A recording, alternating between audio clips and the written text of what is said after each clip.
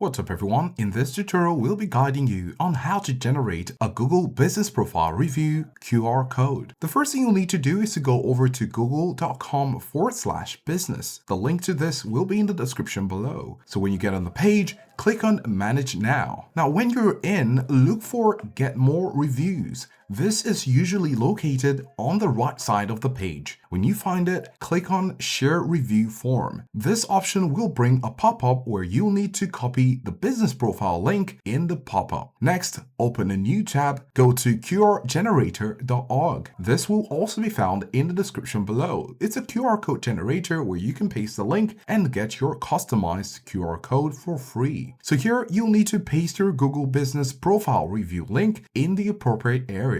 You may choose to apply some design options such as color, logos, or design. After which, on the right side of the screen, just below the newly created QR code, click Save. Then you have the option to save it as PNG, PDF, or print it out. With this done, you would have succeeded on generating a Google Business Profile Review QR code.